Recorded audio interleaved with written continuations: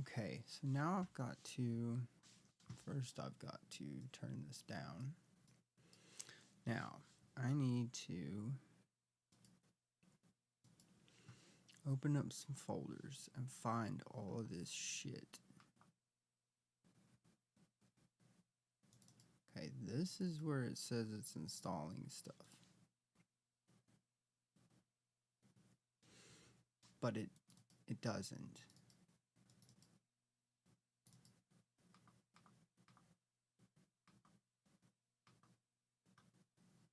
So this thing right now, oh, it did put it there. It's 6.37 gigabytes.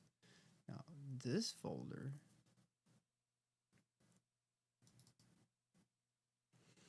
sample tank 4 is here. Why is 3 here and 4 here?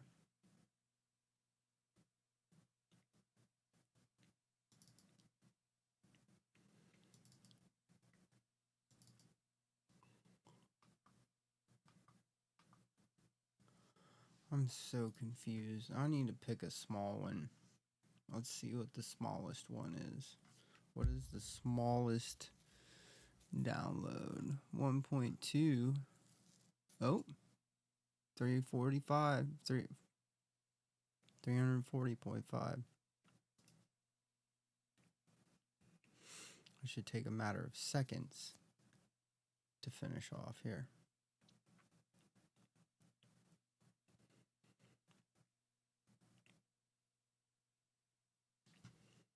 Installed. This is not any bigger. Oh, that one was small. Come on, do a little hover thing for me there, you know? 19 meg. 862. So it's all in the samples is where all the size is. Okay.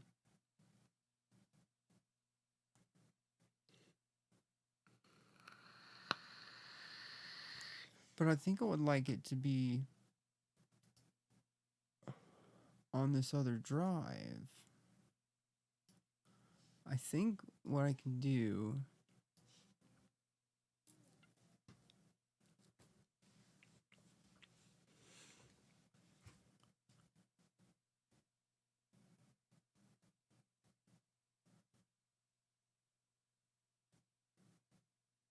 what else is in this drive? Slate.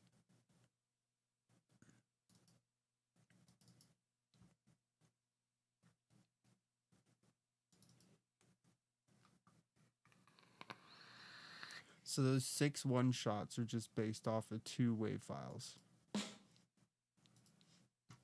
Can I put samples in and drop them in here and then they're... Can I just like add a folder?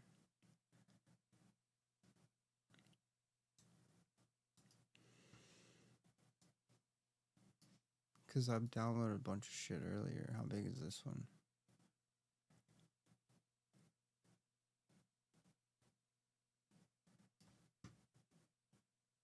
I wonder what happens. Oh, I need to open up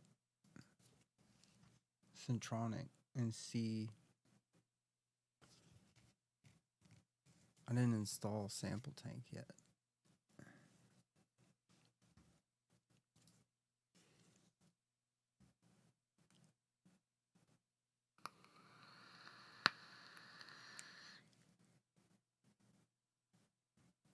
So none of this is gonna work anymore. Right?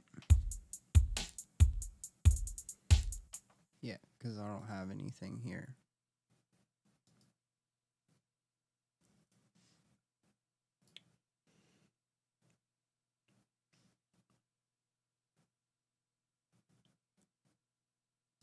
Okay, but so okay, so the 2 that I did install are here, nothing else.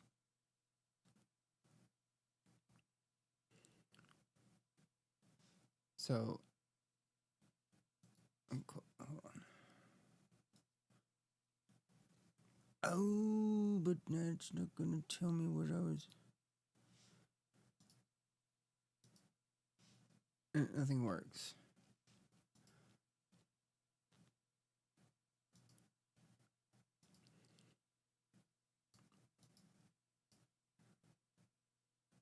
It was the harpy shit nuts. It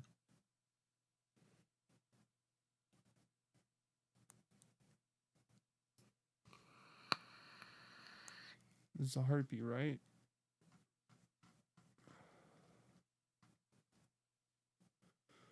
How big is the harpy? Harpy 1.7.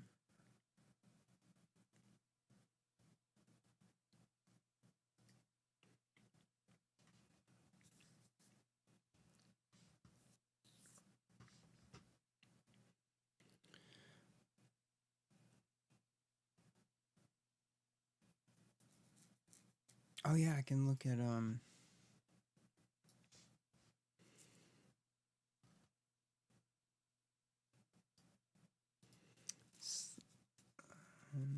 wait, what? Is it here?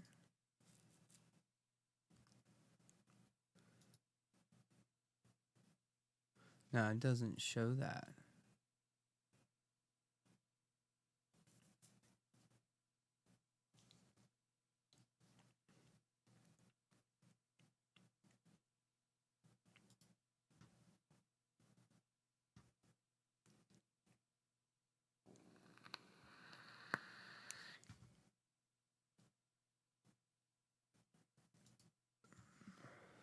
See, I dropped that in there and it doesn't. E-Slate SS. And it doesn't pick it up. What is in these? Can I change it to a .lib? What's in here? Nah, that's not gonna work.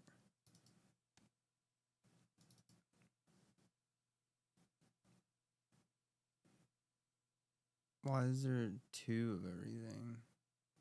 SSI, SSD. So I can't just load my own.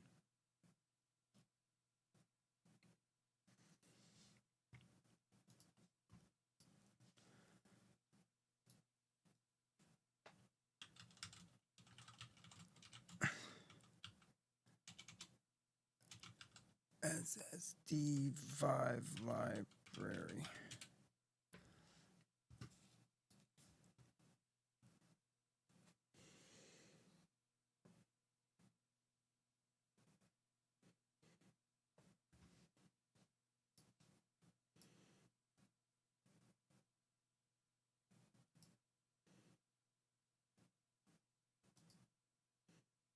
Oh, samples.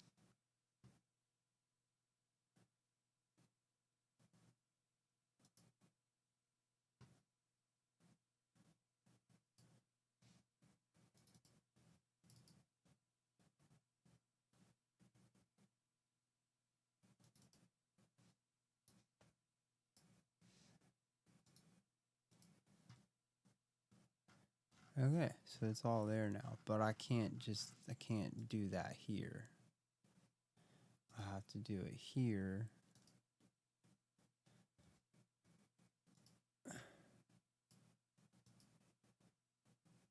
Is it not gonna play it?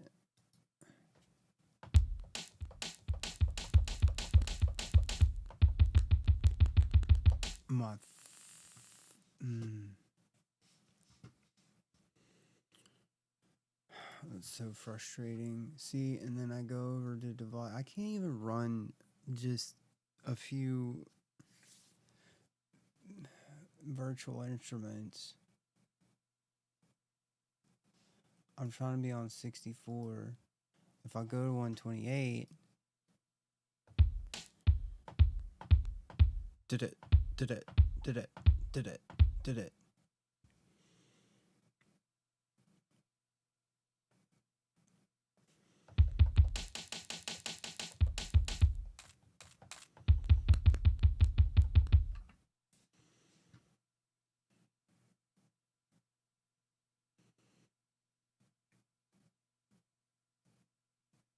Everything is just way too much for my computer.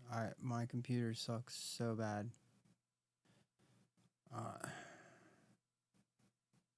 I've got a decent computer.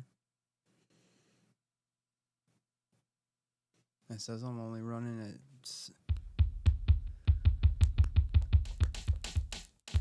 I'm at 10% CPU.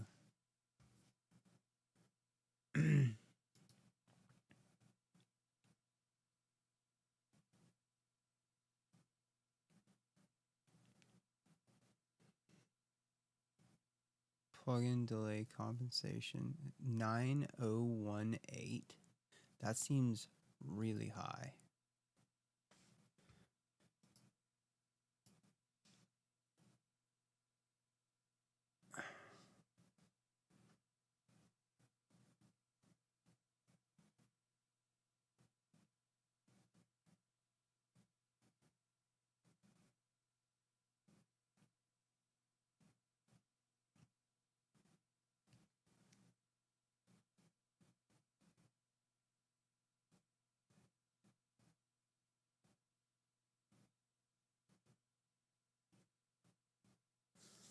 On the edit tab,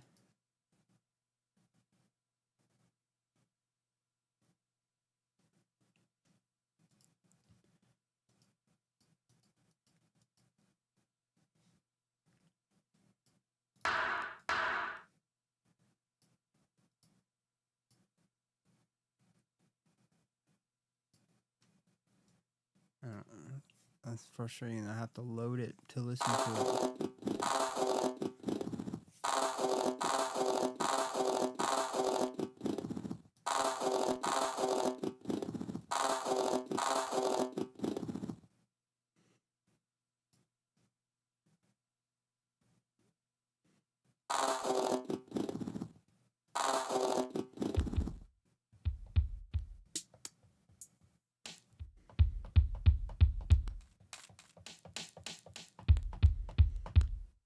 I've got something set up wrong with my MIDI.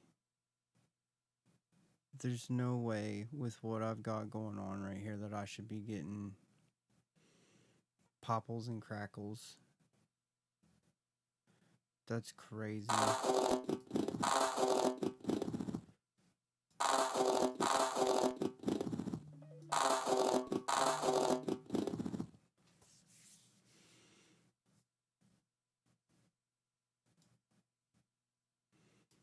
Oh, wrong button.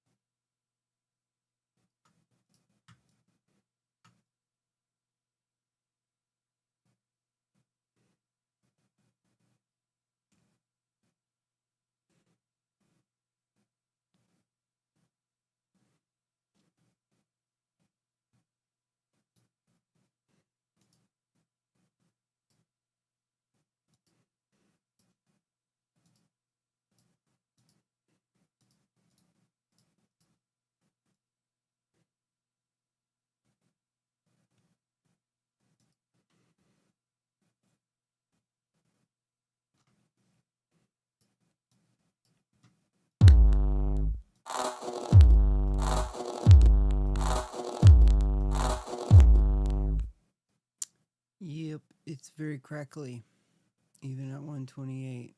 But if I go 256,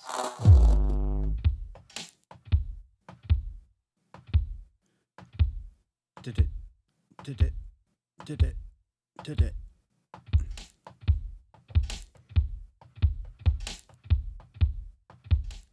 I can't even begin to tap out anything. I can't play.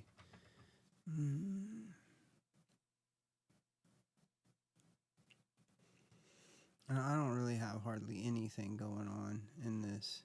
Why is it like this?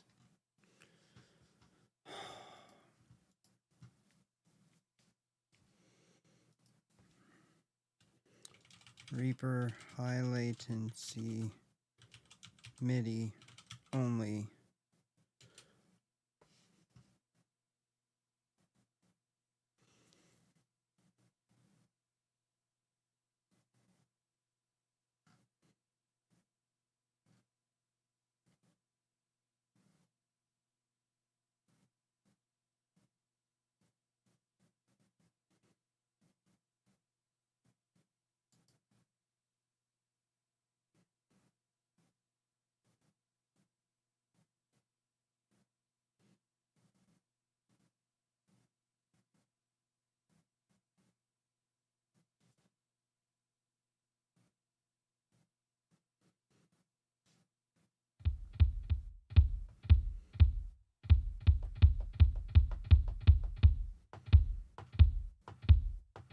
Did it, did it, did it.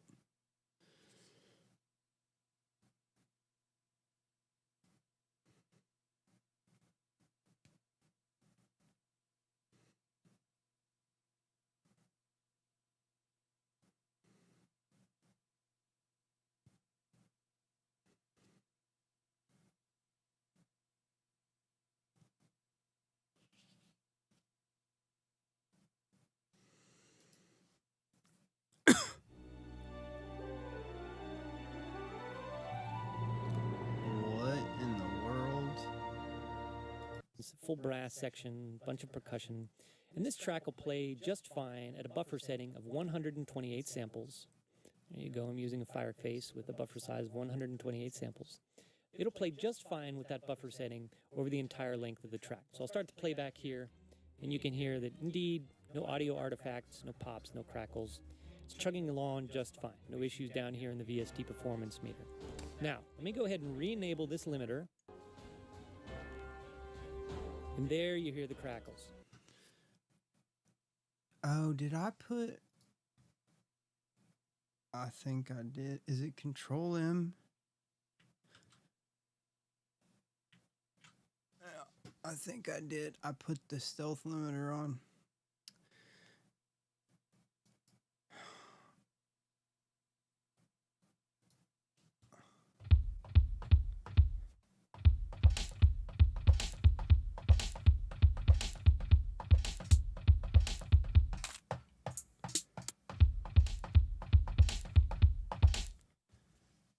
That's what it was. So I could probably set this. I probably could set this 64.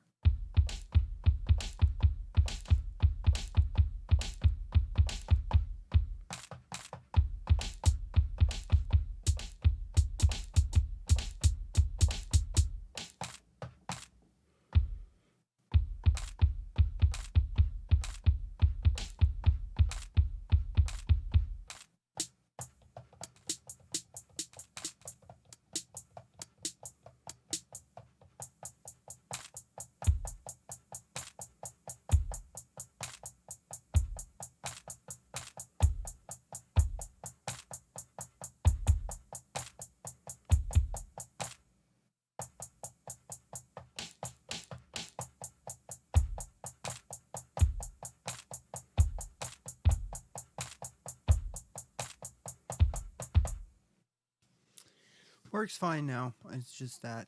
It's just that. That's all it was. I'm just dumb. I forgot that I put that on there. Glad that I clicked on that video. I probably should watch that at some point, but I don't think I will.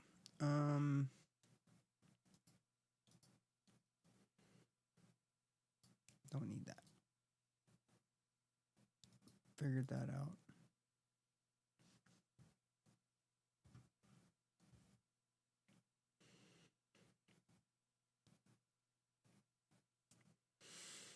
I really would like to figure out how to use this and try some of these ant models these people build.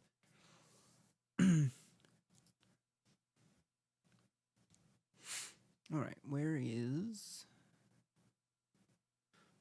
was I at? Was it this one? Now I have Harpy.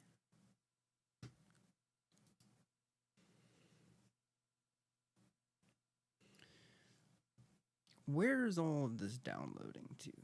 That's the real question. I don't need that open right now.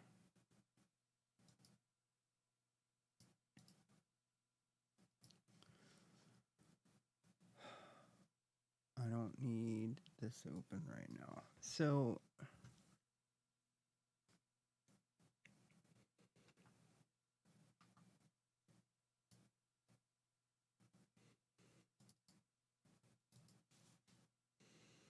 Harpy.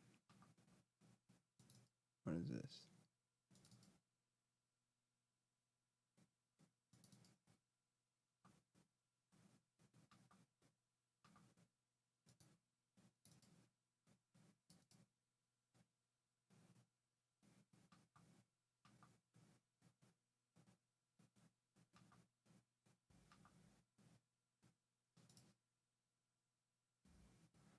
$7.8 gigs.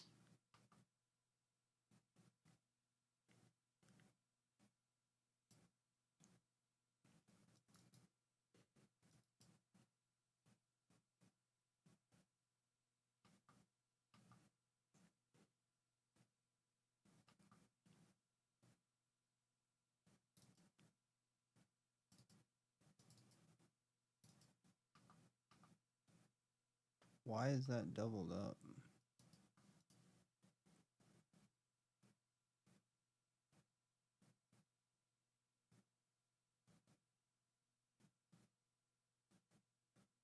Why does this go into another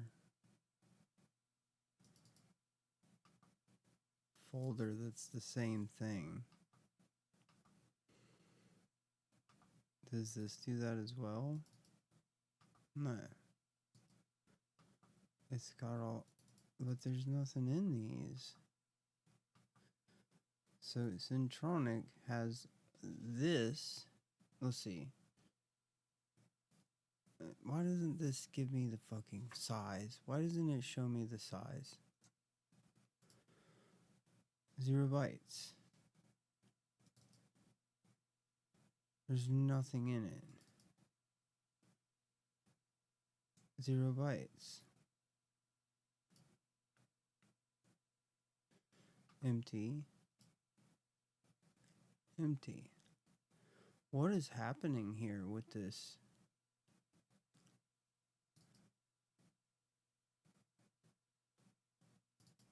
Like, I feel like I should just delete all of this. Because this same thing is here. And there's nothing in any of these folders.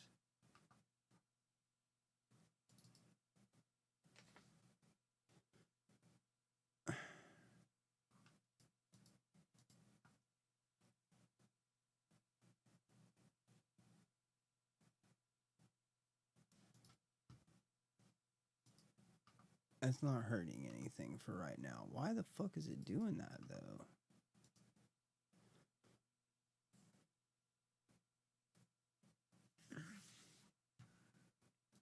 Okay, if I go back to software, what is Centronic Deluxe versus Centronic 2?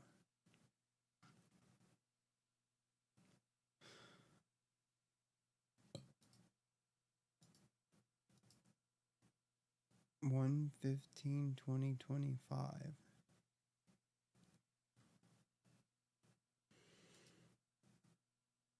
10/31/24.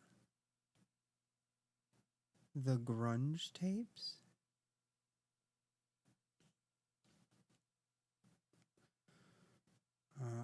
Oh, I'm looking at Sampletron, not Centronic Deluxe. 2017. So I don't need this one. I'm not doing that one.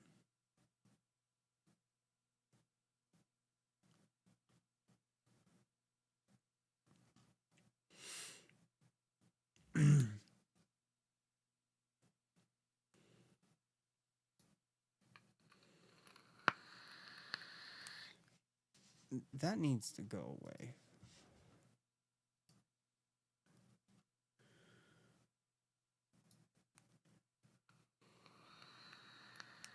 Wait. Yeah, it was the project manager or the product manager. Project manager. All right, is this going to clear out where that was trying to? Oh, and I also need to close Reason and then see if this opens back. What are you doing, IK? Are you having trouble finding the internet again?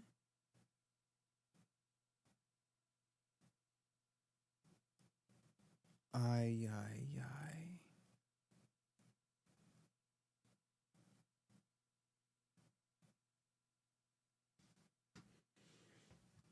Okay. I left T-Rex. Centronic 2 is there. Sample tank I installed.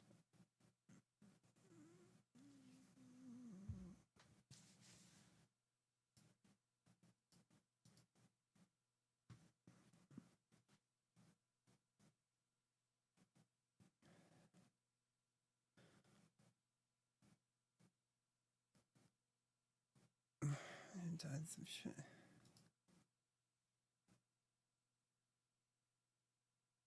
This wants to update. It was really.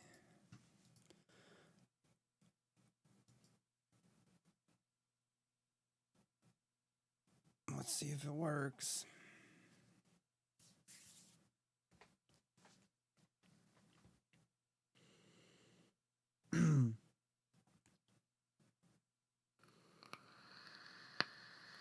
Have I really not opened this for almost a year?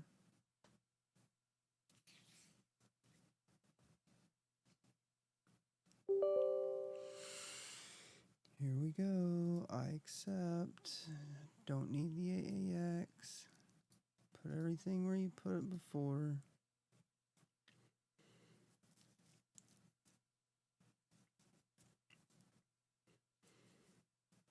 So it still had this cached away somewhere in a temp file, and I have no idea where it was.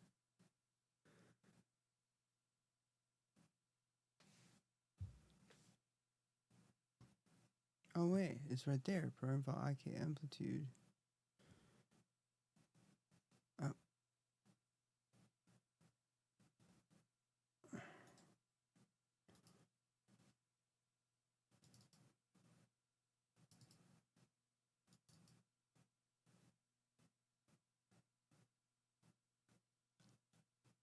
Pack file. Temp file. There's the temp file right there.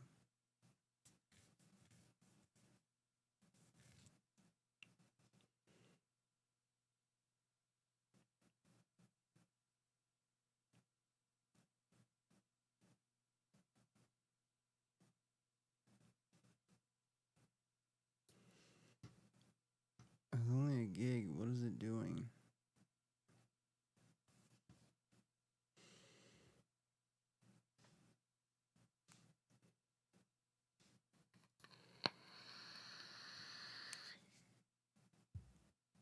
Five dot 10.2.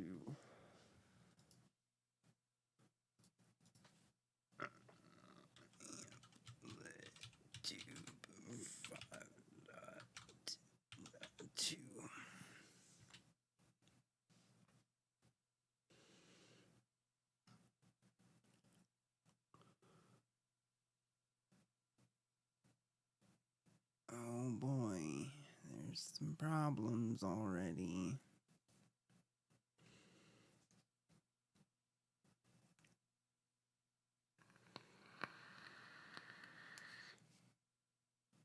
Full version, free download.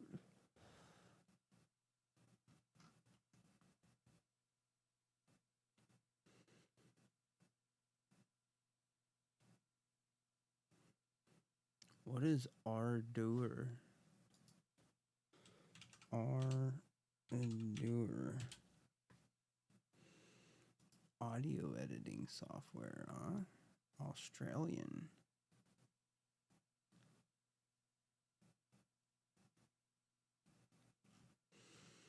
Is this a free software? Oh, no. I didn't think you were going to actually download it.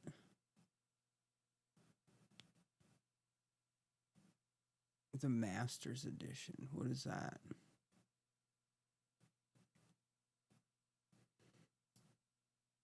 Why are you doing it? Why are you doing that? Stop it. Don't actually fucking just download it. Let me price and there we go.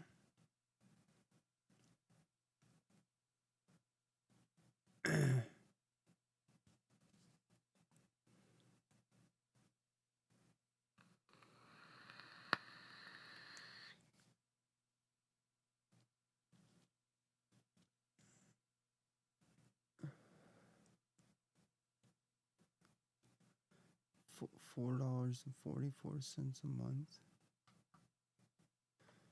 Huh.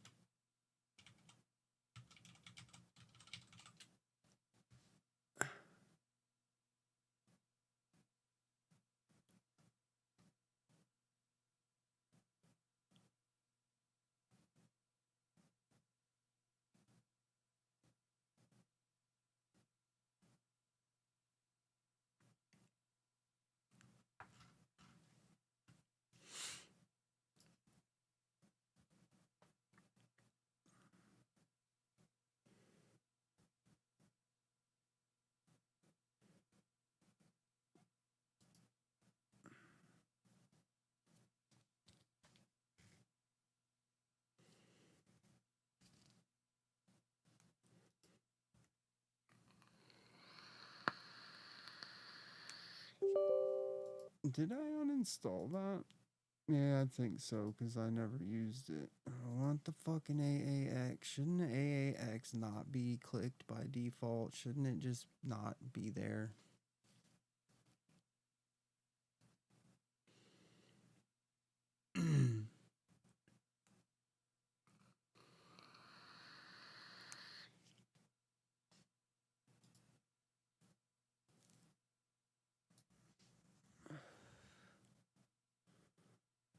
Do I want the Hammond? What do I do? What is the Hammond B3X? B3X. Okay.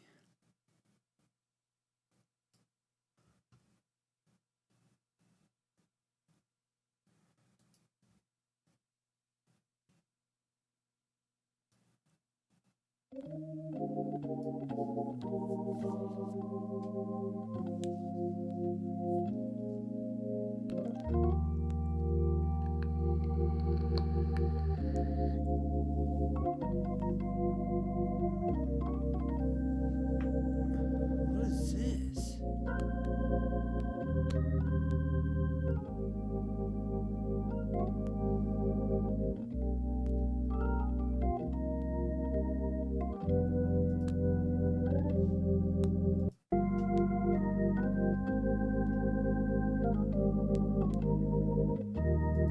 Oh, the fucking crackling.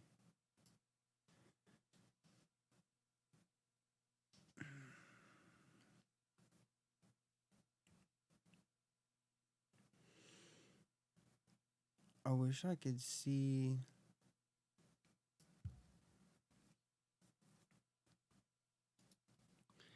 how big it is before it starts.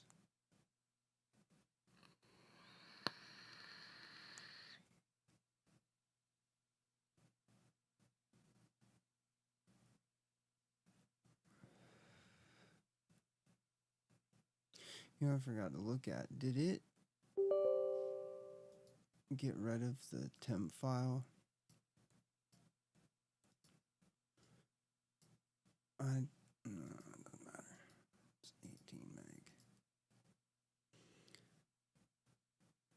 Let's see. Program files. IK.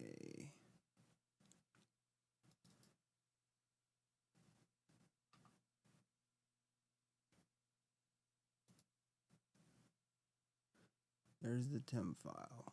So that should be gone here in just a minute. Okay.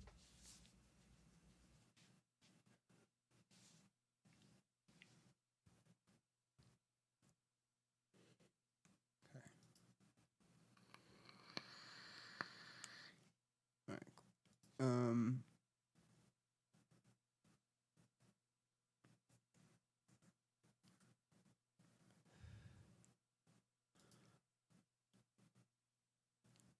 Mixbox is kind of cool.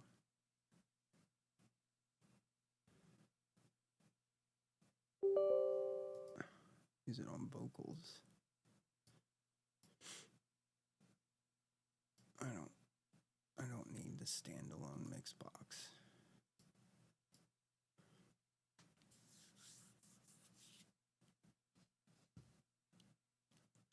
And Sampletron, but how fucking much is that gonna take up? Don't I have regular Tonex in here somewhere? Did I not get Tonex? I swear to God, this was supposed to come with Tonex. Just CS, just fucking trial.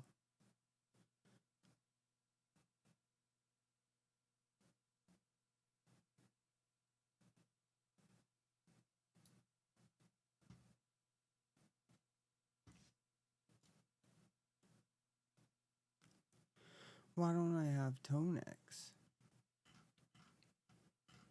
Am I blind? No, it's not. What? Oh boy.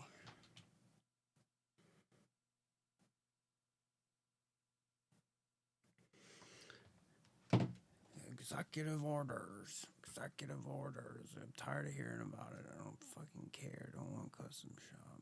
If I got everything installed, I feel like that's... Okay, so if I'm going to...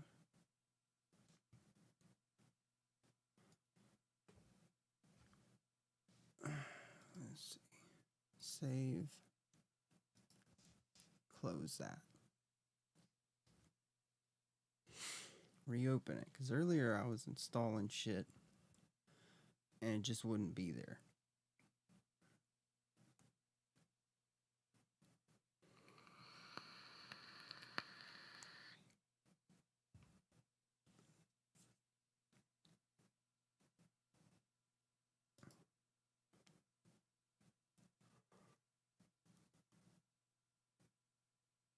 It's still there.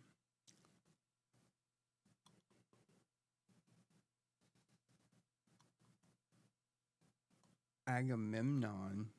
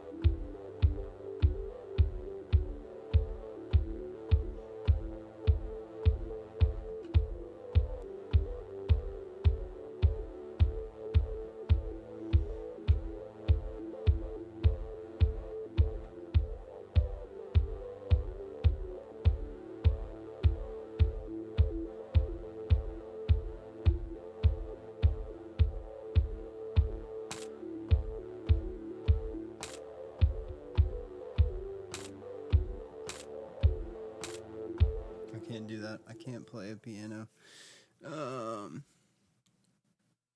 Okay, so it's working. Is the point. Let's go here.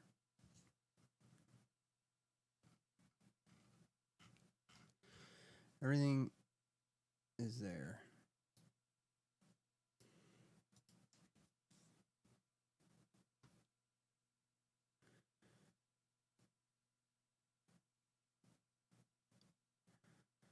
Imperial Grand.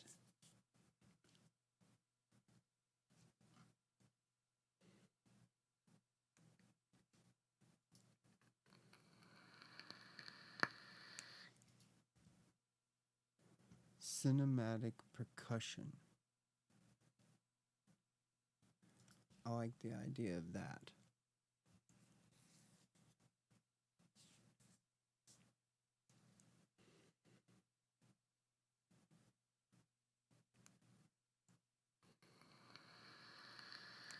I don't know where that is at. I assume it's in sample tank. Where does the Synctron, or what was that thing called? Sampletron.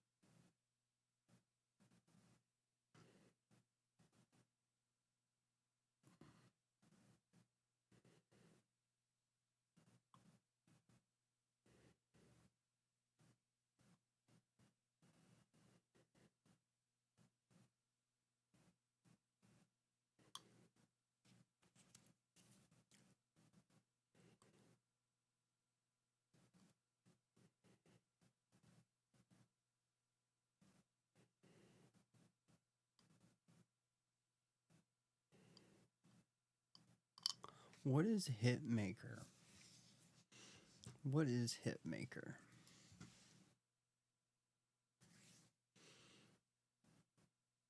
Apparently I can't use this.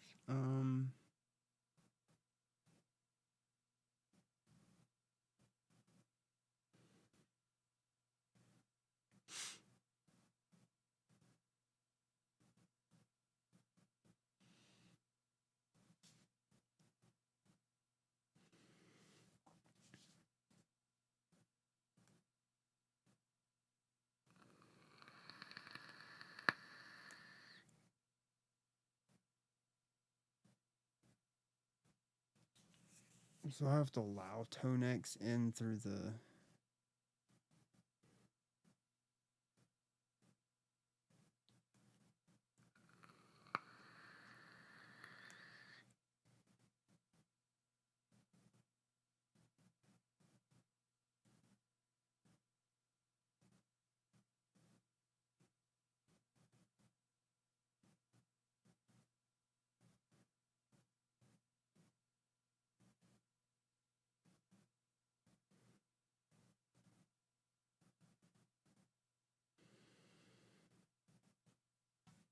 Okay. Close that. That didn't help. I can get back to that. That was some of that shit. What is this? I want to watch that. Let's save that to recording stuff. Okay, now. What is IK Hit Maker?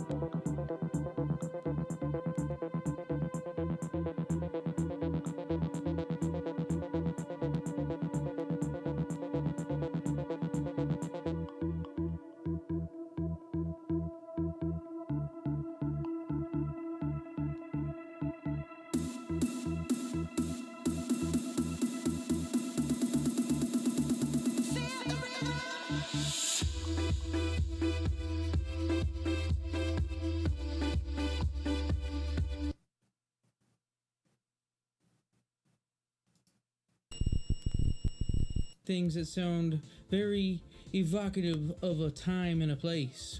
And that's what I'm doing today with Hitmaker Synthwave. Has been sampled from a bunch of vintage and modern synths to evoke a very retro 80s.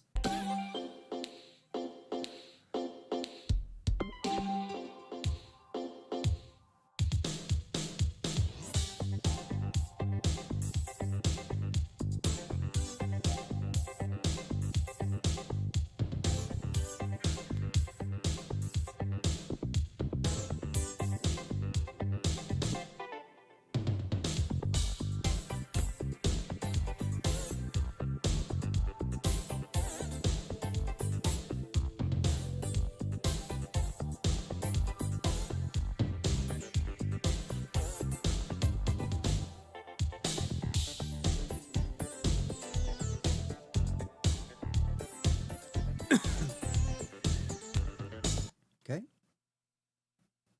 More of this.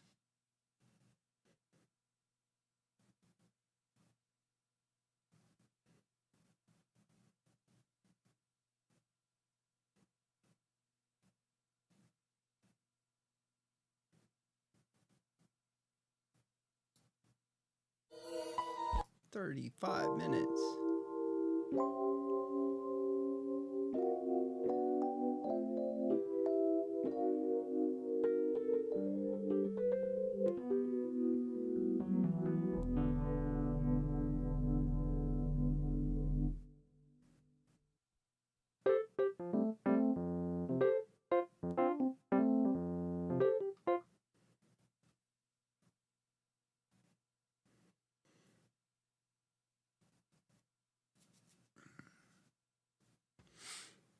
Okay, so it's just, I want this.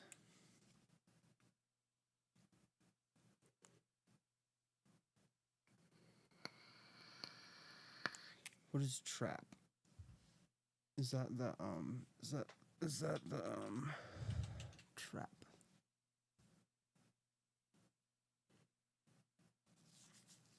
A movie? Ladies and gentlemen, put your hands together for Lady Raven. Hurry, come on, Wait. I got time at you. No dad jokes, this is serious. Come on. I'm sorry. Is that guy? Lady Raven! This is slap dad. Thank you. This is literally the best It day of is. my life.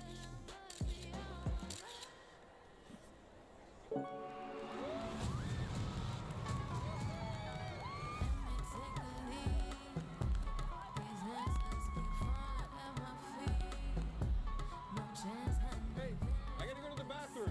I can leave you here in the seat. I'm good, Dad.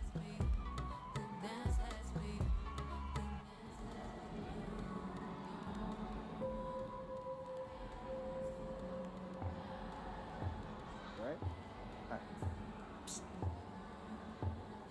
Cooper. Jamie. What's with all the police trucks outside? The cameras everywhere, Jamie. I'm not supposed to tell. Something happening?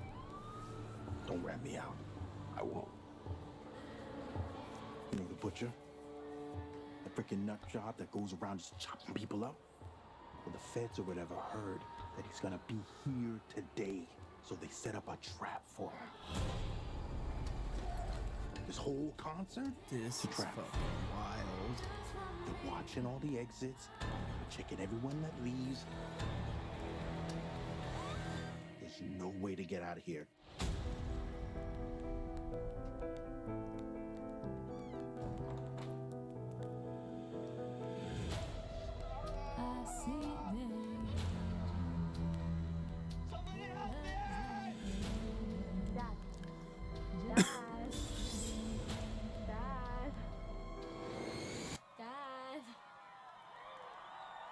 I'm sorry, Riley, what was that?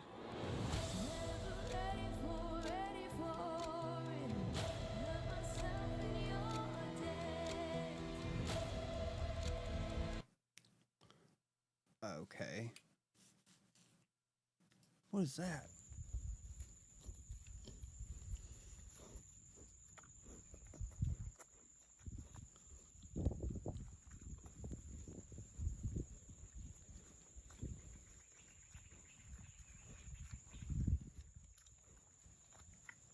Nothing's gonna happen.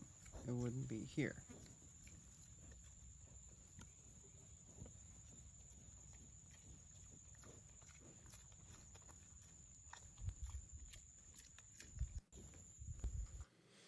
Okay. What is this? What is this? Where did this shit come from all of a sudden?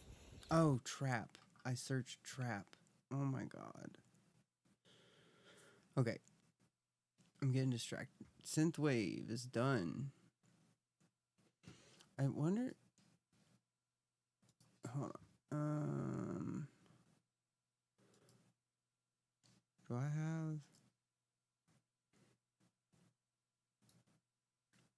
I don't have sample tank loaded. No, I don't have sample tank loaded. I wish I knew what these were because I really liked those sounds that I had.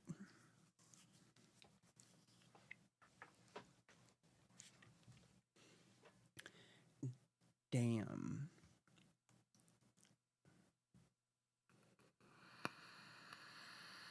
I was so fucking pissed off earlier.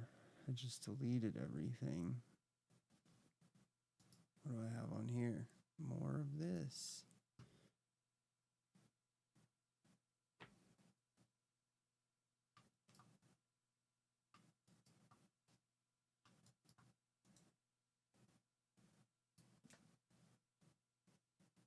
I do have it loaded. Let's see what happens.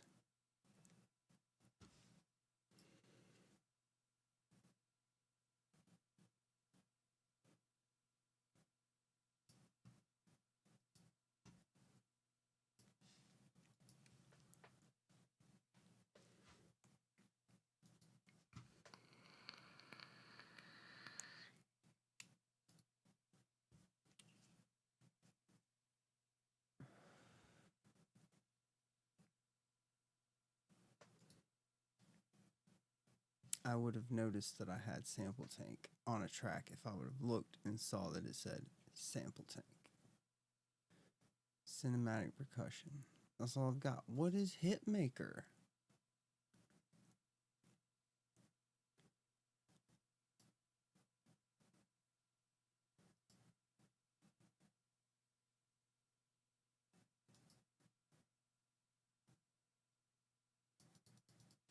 Oh, yeah.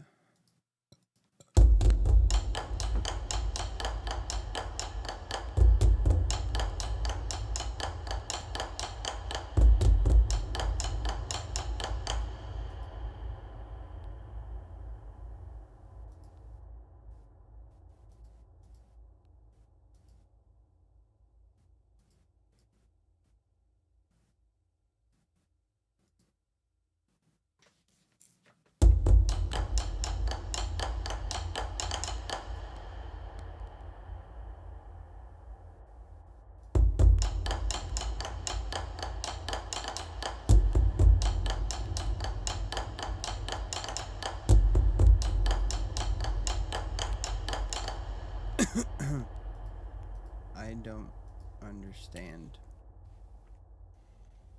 How do I undo this? How do I just make it go away?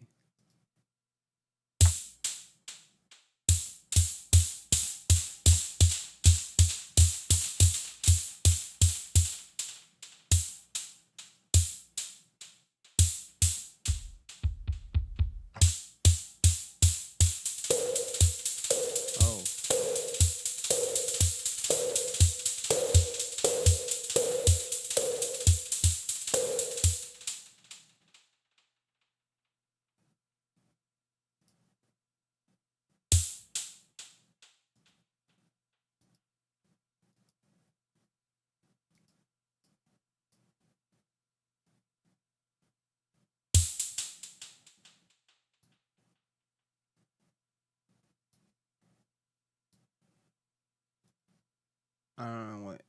this does.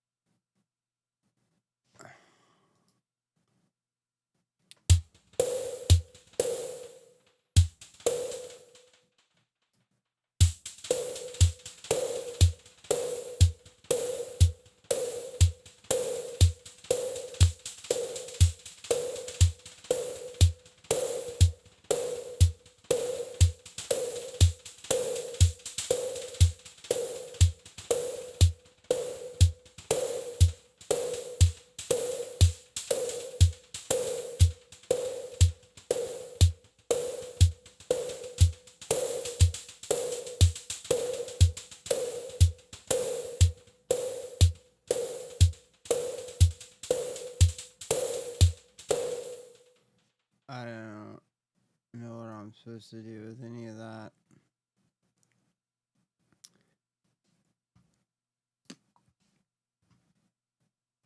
Mallet tension, Malletopia. Miroslav Philharmonic, 45 gigabytes.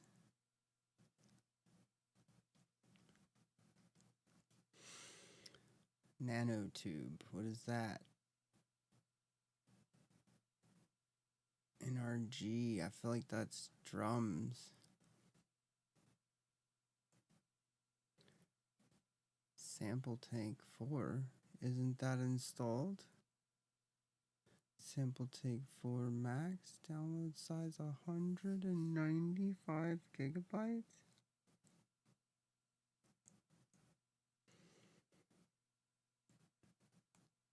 What?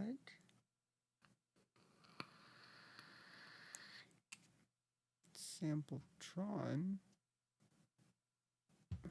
What is Sampletron as opposed to Sample Tank? I am so confused.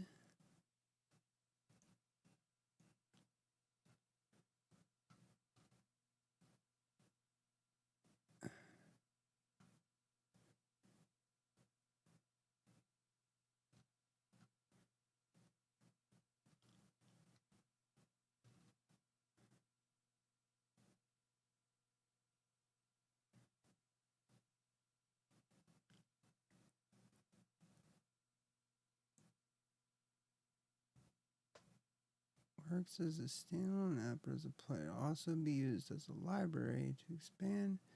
There you can make deeper edits, add more effects, and play multiple instances of the 3-track Sampleton, 2 presets, multiple MIDI channels, all with the convenience and processing power of our popular song group workstation.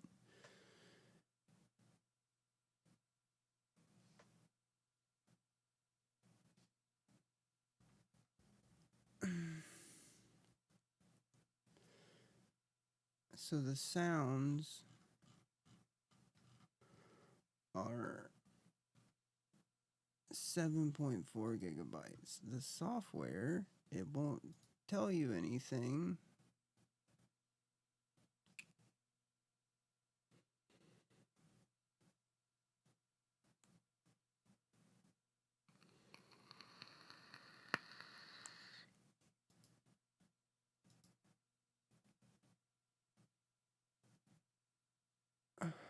What is this? Alright, let's install it and see what happens. How big is this? This is not very big.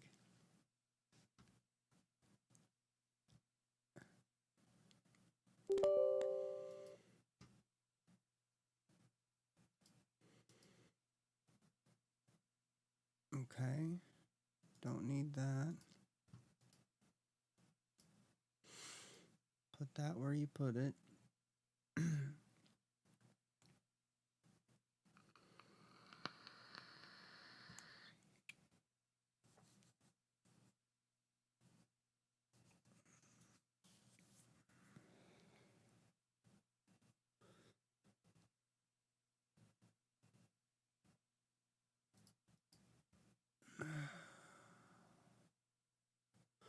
Please proceed to install the sound content.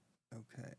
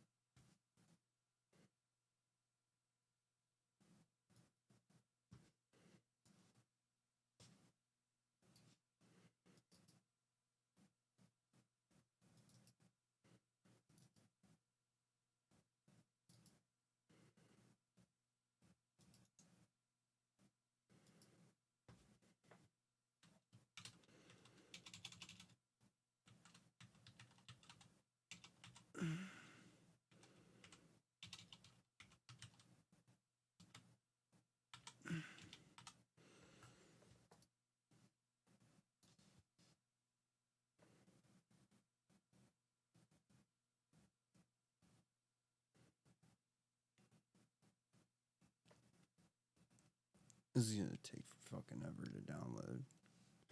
I got poop anyway.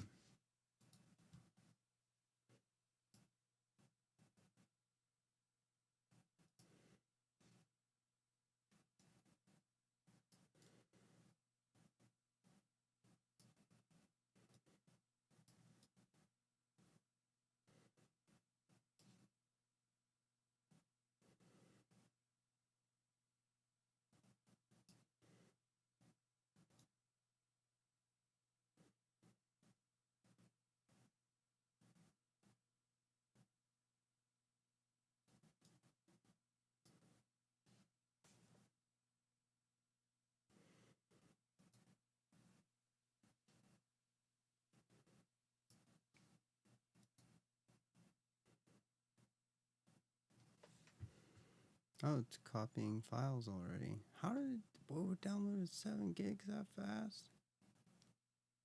No freaking way. That's alright, I gotta go make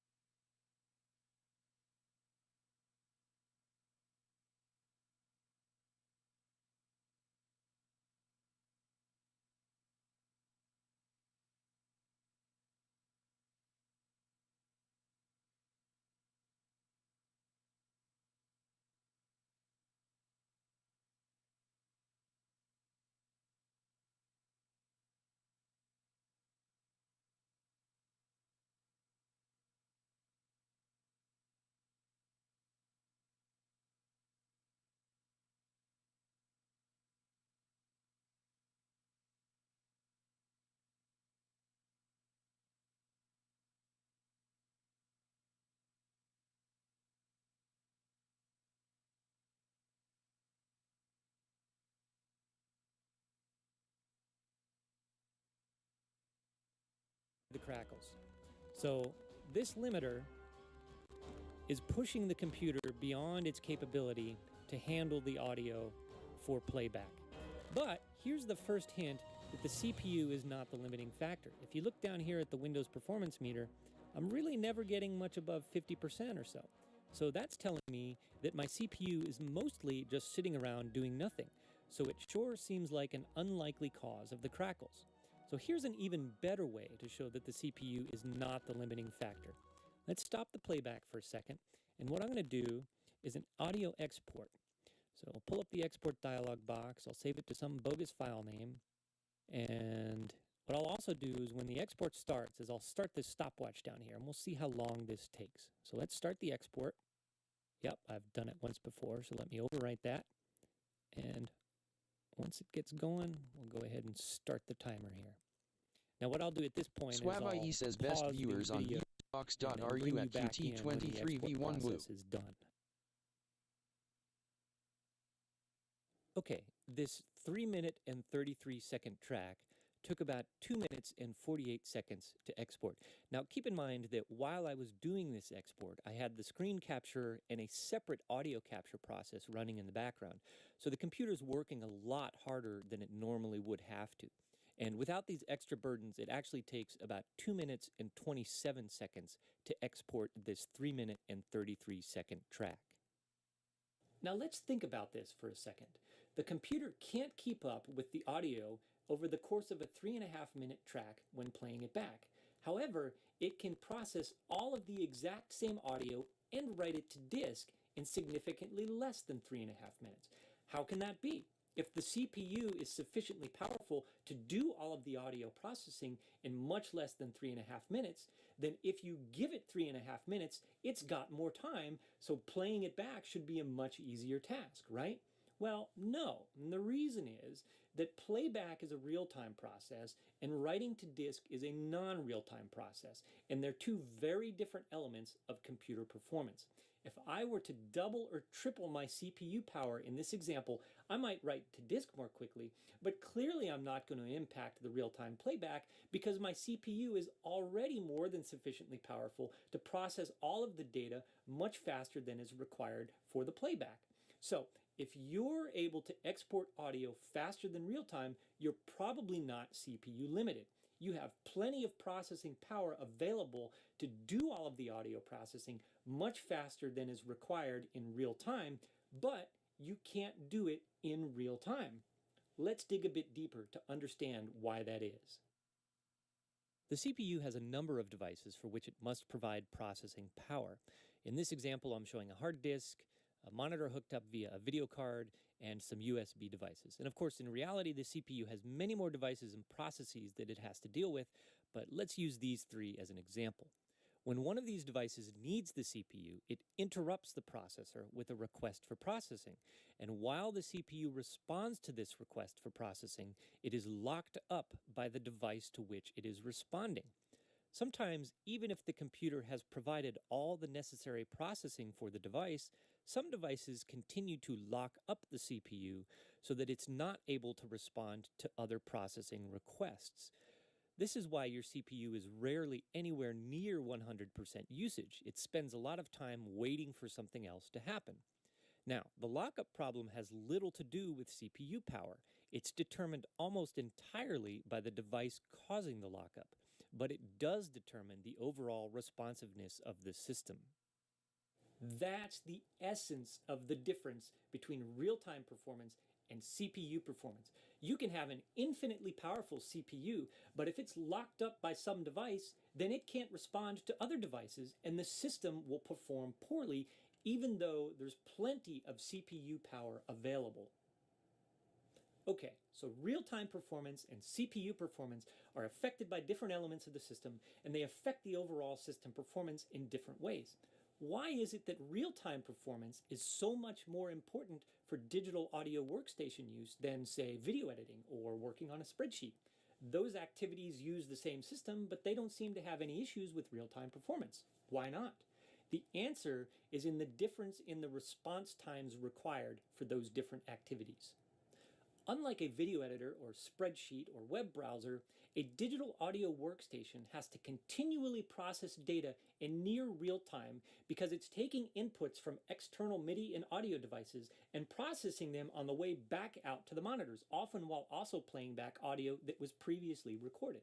If you hit the keys on your MIDI keyboard and it takes 100 milliseconds for the sound to come out of the monitors, that's very disconcerting and you're going to record a bad take. In a video editor or spreadsheet, however, the user input and resulting actions are often separated by hundreds or even thousands of milliseconds with no impact on workflow.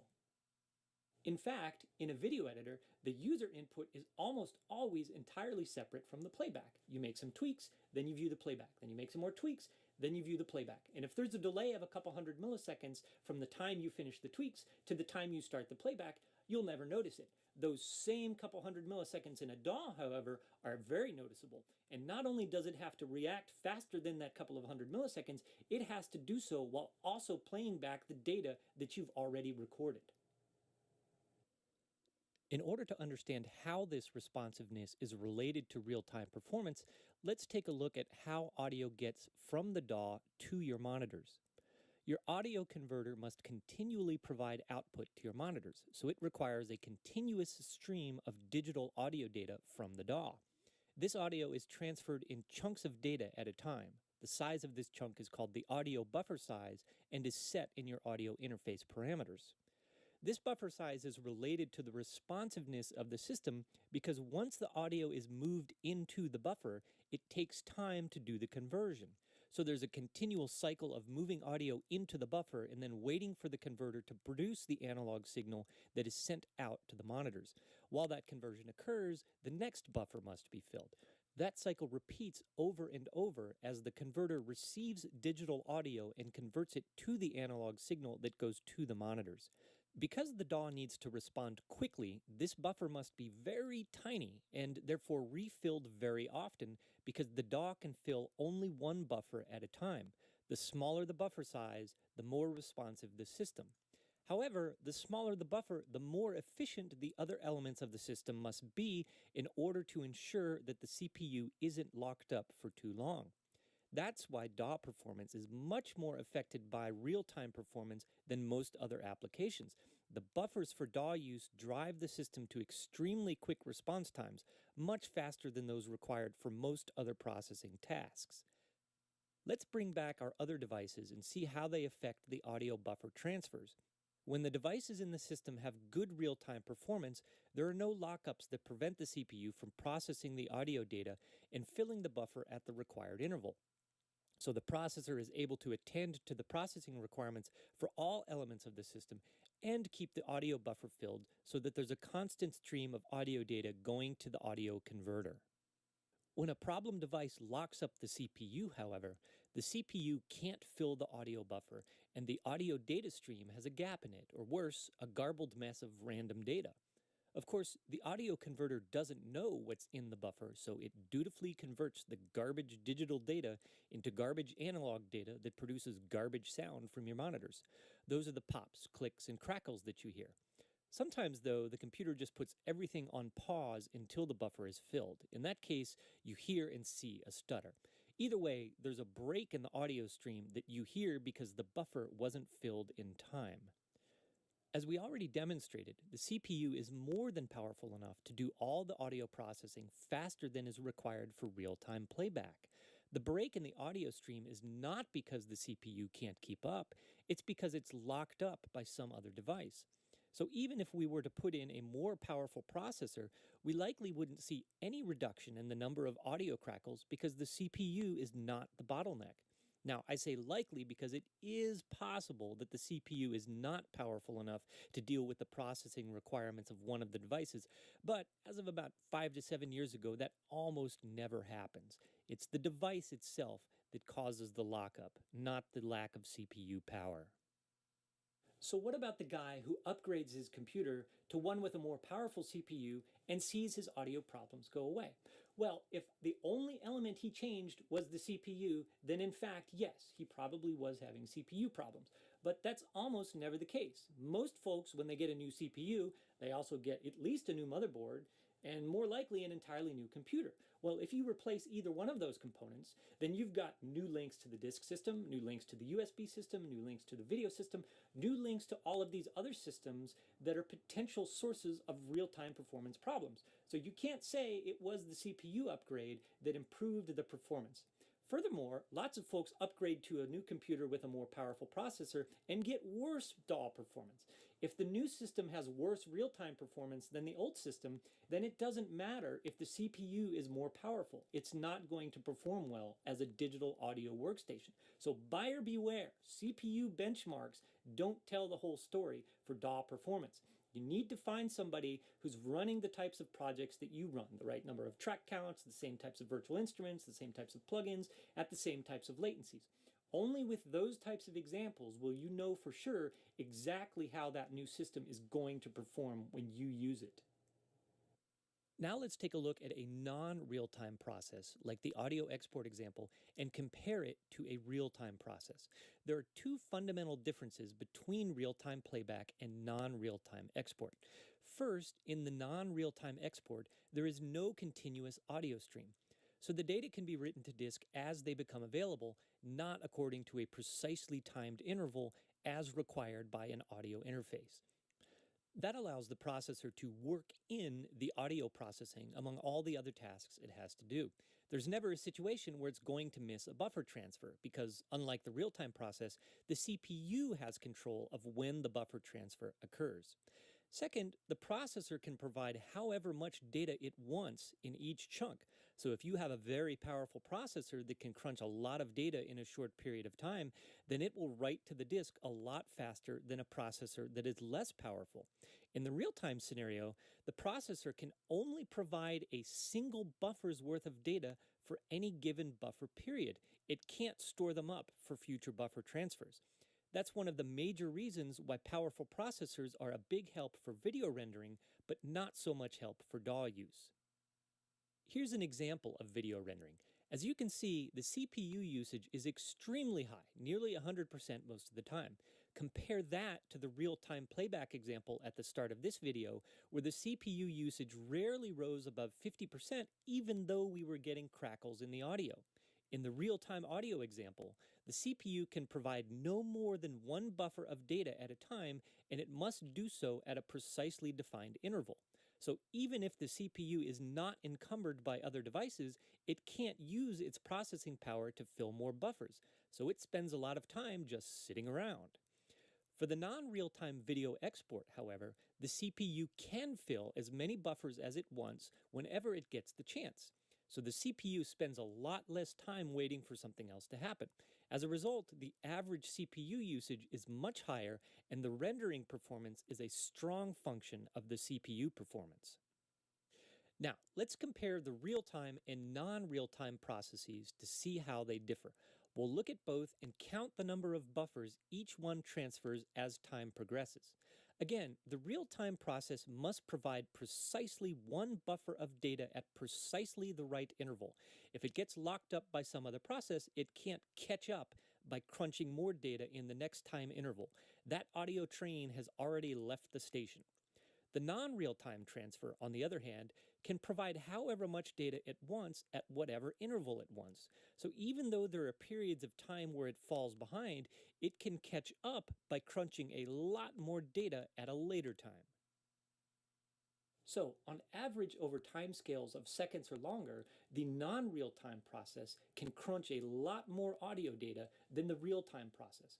That's why the audio export takes less time than it takes to play back the entire track. There's plenty of CPU power there to crunch all of the audio data faster than is required for that real-time playback rate. However, if the CPU can't guarantee that it will provide each chunk of data at exactly the right time, then you'll hear pops and crackles and stutters, even though on average there's significantly more CPU power there than you need. That's also why increasing the audio buffer size helps solve a lot of audio problems. You're essentially increasing the window of opportunity that the CPU has to fill that audio buffer. That gives it more time to deal with potential lockups from other devices within the system.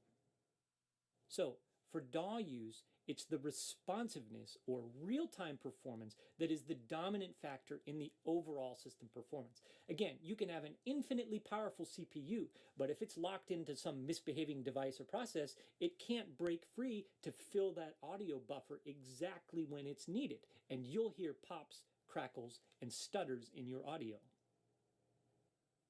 As a final example, I'll show you a problem on my laptop that also clearly demonstrates a situation where the CPU is plenty powerful, but the real-time performance of the system is inhibiting audio performance.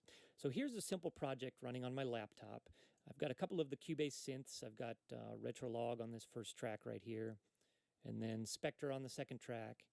And these synths are just running up and down the chromatic scale in 16th notes at 120 BPM. So the purpose of these tracks is just to produce a lot of notes and to give something to the computer to play back.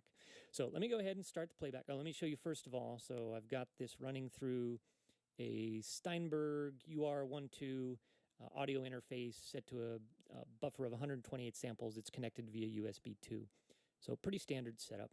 And down here in the bottom left, you see the DPC latency checker, and it's showing green across the board here. You'll notice these DPC latencies are a little bit higher than what you'll get on a typical desktop, but that's common. A laptop generally will have a higher overall DPC latency, a higher system latency than an equivalent desktop computer. And this is an i7 processor, by the way. So let me go ahead and start the playback. And you hear those synths running up and down those chromatic scales. And the computer handles this just fine.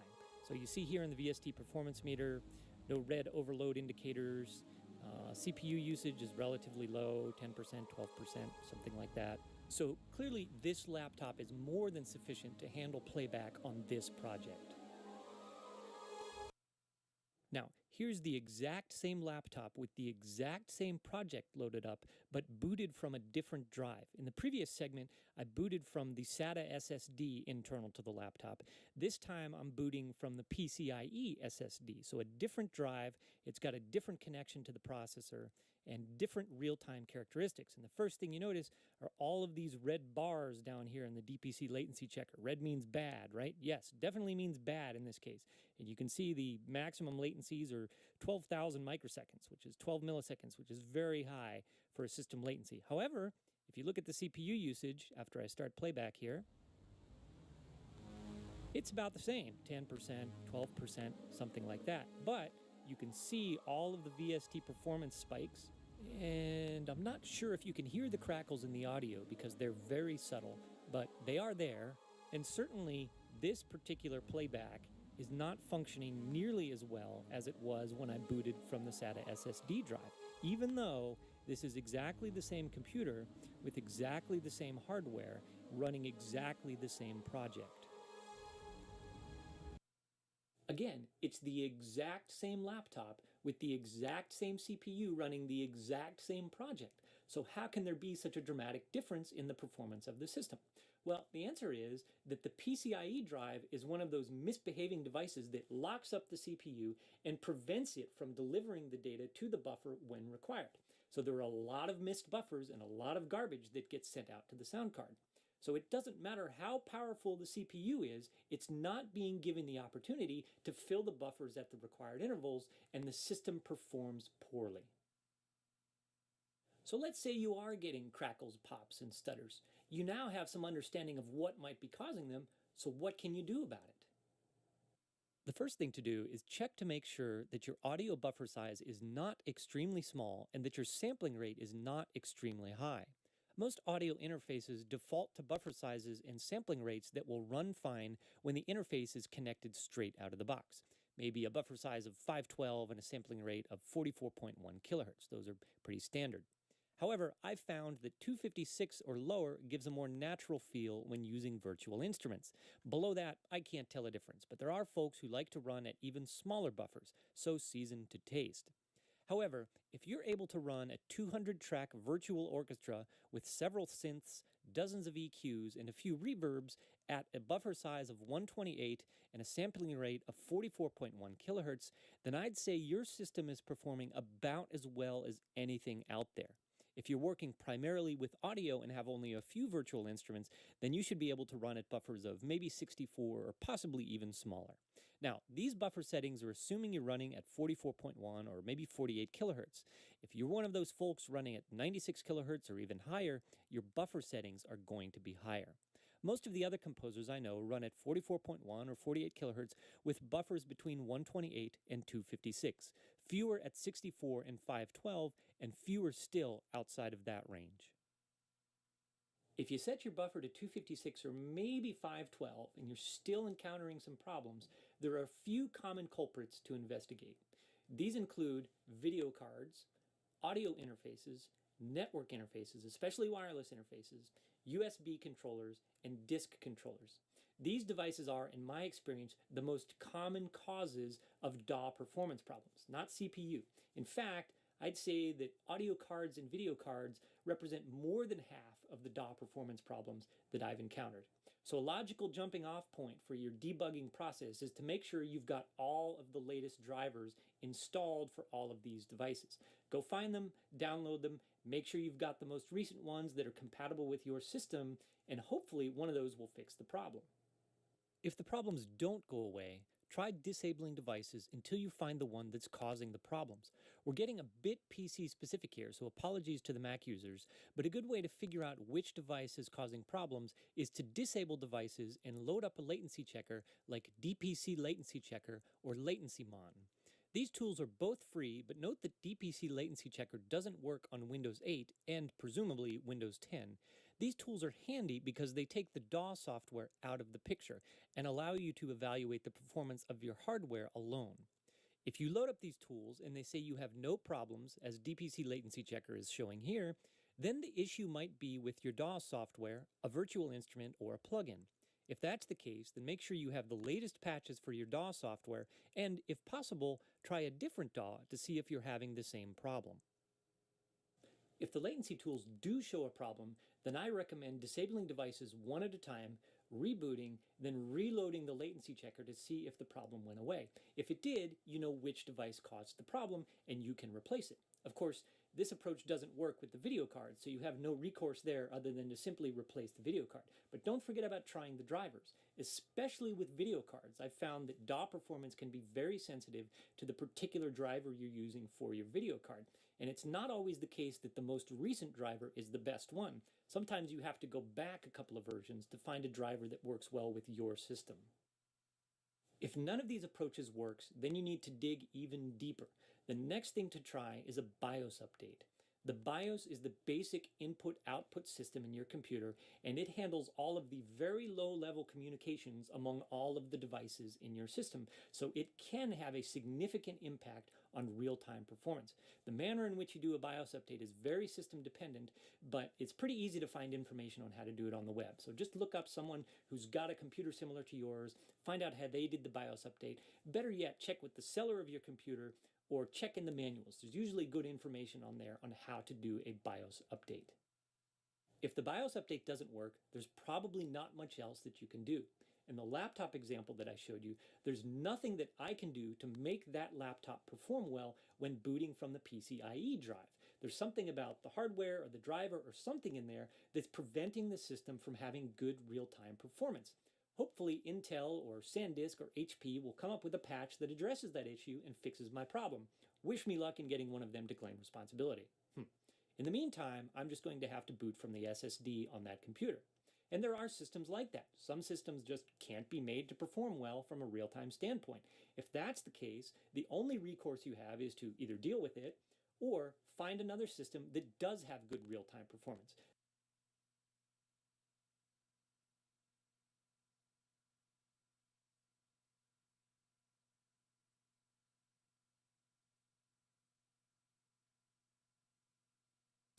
What is a shipwreck piano? I would like to know. This is a great fucking video that we've been listening, that I've been listening to, that nobody's been listening to. What was I going to look at? Shipwreck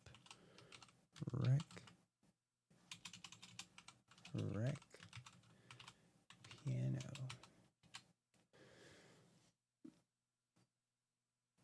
Oh, this guy.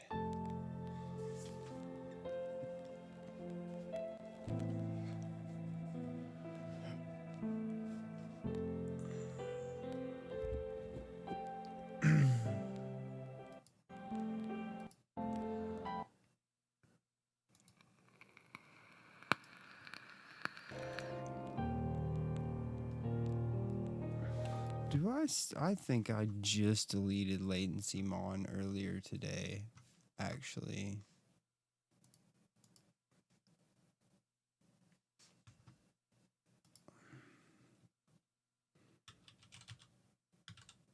Yeah, I did.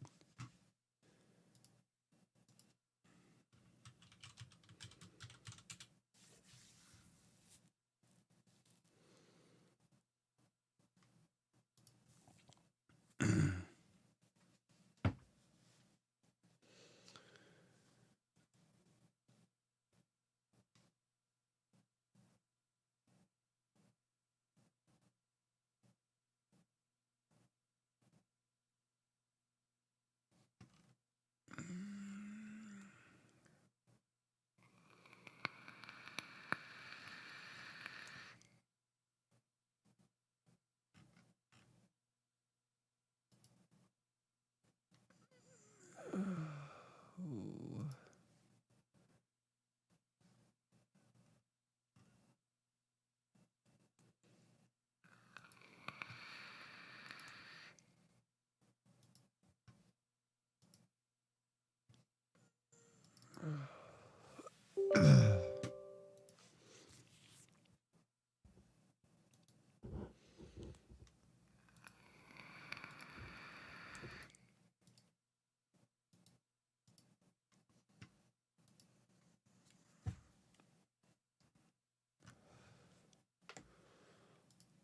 Why is it so big?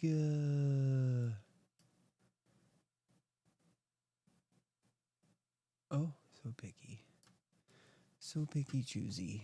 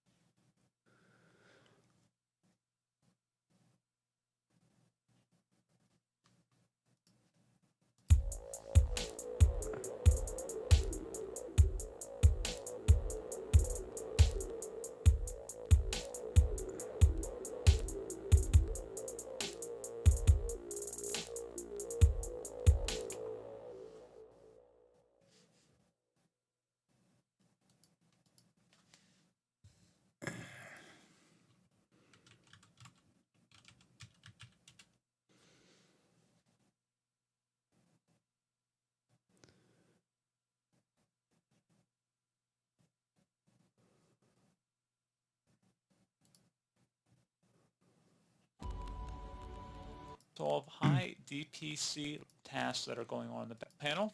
Best result should come back with control panel. So go ahead and open that up.